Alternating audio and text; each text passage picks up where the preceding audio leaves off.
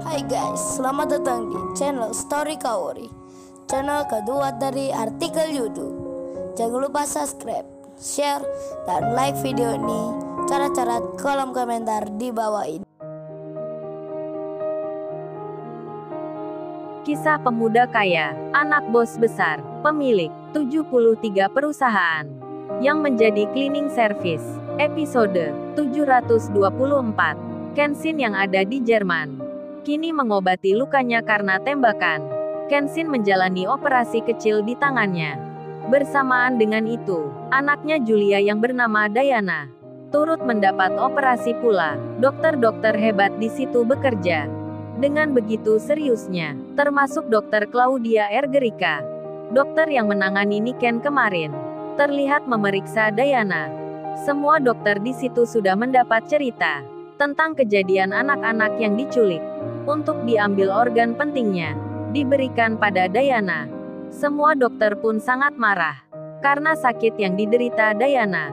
Tak perlu sampai melakukan begitu. Dan kini, pengobatan Diana pun dimulai. Dianalisa, diperiksa dengan alat-alat yang super canggih, yang modern dan terkini. Kenshin pun di ruang sebelah juga sama. Tangan kanannya dijahit, diberi obat penenang.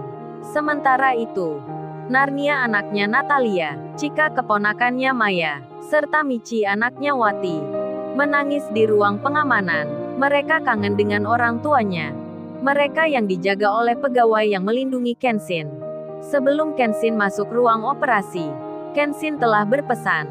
Kenshin memberikan nomor-nomor telepon dari keluarga anak-anak itu yang bisa dihubungi.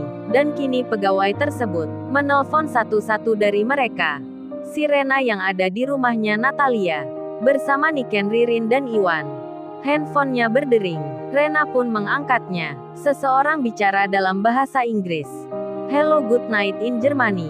What is this, Miss Rena Larazati? Hello, selamat malam waktu Jerman. Apa ini Nona Rena Larazati? Saya orang yang diminta Tuan Muda untuk menghubungi Anda. Apa Anda punya Zoom? Kita akan menyambungkan secara langsung. Biar anaknya yang bernama Narnia bisa melihat Anda secara langsung. Sebab Tuan Muda berpesan, kalau anak-anak yang di sini menangis, kita diminta menghubungkan ke orang tuanya. Rena terkejut jadinya. Narnia dibilang anaknya. Rupanya Kenshin tak menjelaskan secara rinci, hanya memberikan nomor yang bisa dihubungi. Hal yang sama dialami juga oleh Anggun. Pegawai lain yang menelponnya berkata, "Halo, apa ini Mama dari Chika? Kami dari Jerman. Kita mau menghubungkan Anda dengan anaknya secara langsung. Mohon aktifkan Zoom saat ini." Pemberitahuan itu pun membuat kaget Anggun jadinya. Beruntungnya masih ada Maya bersamanya. Langsung saja diberitahukan hal itu pada Maya.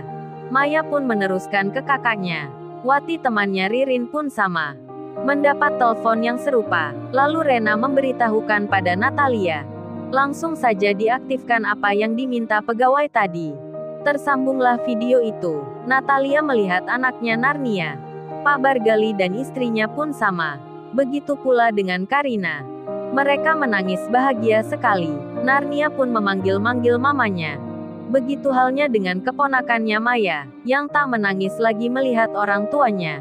Hingga akhirnya terungkap, melalui aplikasi Zoom itu, 3 keluarga yang kehilangan anaknya. Satu dan lainnya saling melihat. Yang paling mengejutkan adalah terlihatnya Anggun dan Maya. 2 wanita yang sama-sama pengusaha, yang punya perusahaan sendiri. Rupa-rupanya dikenal oleh Rena, dikenal oleh Pak Bargali. Meski tak kenal dekat, mereka pun menyapa, karena sesama pengusaha yang pernah bertemu di suatu tempat. Si Rena menyapa Anggun. Anggun pun sama, mereka tak menyangka bertemu di Zoom ini. Pak Bargali pun senang melihat cucunya Narnia. Begitu pula dengan istrinya dan Karina anaknya. Serta Wati yang melihat Michi menangis-nangis dibuatnya. Kakaknya Maya pun demikian. Kakaknya itu bertanya pada Maya, "Oh ya Maya, di mana ya temanmu yang menyelamatkan Chika?" Kakak dan keluarga mau mengucapkan terima kasih yang banyak sekali. Maya pun bertanya. Lewat video Zoom itu Maya berkata, "Oh ya Sir, di mana ya Mas Kenshin?" Pertanyaan Maya didengar oleh semuanya. Rena dan Natalia agak terkejut jadinya. Maya pengusaha wanita itu mengenal Kenshin pula.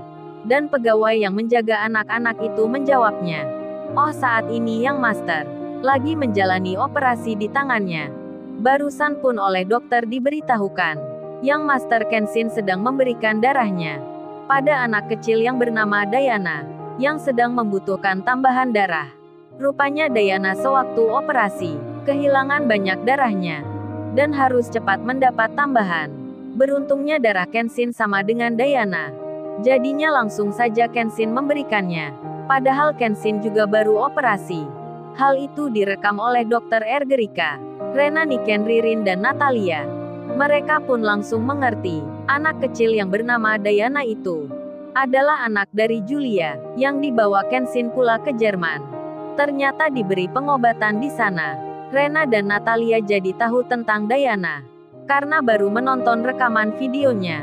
Sedang di Australia, Julia yang dipanggil Tuan Putri, Julia yang dendam dengan Kenshin, ingin mematahkan tangannya Kenshin.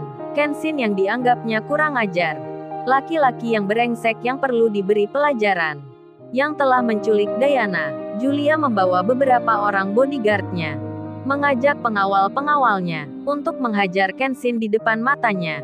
Begitu pula dengan papanya, Mr. Satan Cardouz itu turut mengajak jenderal berpangkat tinggi di negaranya, diajak untuk ke Jerman, biar bisa menangkap yang menculik cucunya. Mereka pun sudah menyiapkan segalanya. 30 orang ikut bersamanya. Mr. Satan Cardouz pun memakai pesawat perusahaan miliknya. Julia sesumbar di bandara sebelum berangkat terbang. Julia berkata pada papanya, "Papa, nanti kalau laki-laki itu sudah ditangkap, jangan diberikan kepolisian yang di sana. Kita bawa saja ke Australia. Karena dia menculik Diana di sini. Nanti pemuda brengsek itu dinaikkan saja di pesawat ini. Biar Julia bisa menyiksanya, menampar mukanya, memukul tangannya dengan tongkat bisbol itu. Biar patah-patah sekalian. Julia belum tenang kalau tak melakukan itu. Biar dia tahu berurusan dengan siapa. Akan Julia buat dia cacat seumur hidupnya. Hidup mati pun tak bisa. Biar membusuk di penjara." Julia sangat-sangat muara sekali pada Kenshin. Benci dan dendamnya begitu tinggi sekali. Papanya Mr. Satan Cardouz itu menjawabnya, "Jangan khawatir Julia, Papa sudah mengajak petinggi-petinggi polisi di sini. Mereka akan bernegosiasi dengan aparat hukum di sana. Terlebih Papa sudah mengabarkan pada duta besar yang di Jerman. Jadi pemuda itu tak akan bisa lolos nantinya. Apalagi kalau kondisi Diana semakin memburuk. Papa tak akan segan-segan langsung untuk menyuruh bodyguard menghajar langsung di tempatnya. Kamu yakin saja Julia, pemuda itu tak akan bisa kemana-mana, meski ada orang pengusaha di belakangnya, ataupun orang kaya yang menyuruhnya. Papa bisa pastikan masih kalah jauh dengan Papa. Nanti pun Papa akan membawa dalangnya, pengusaha di baliknya.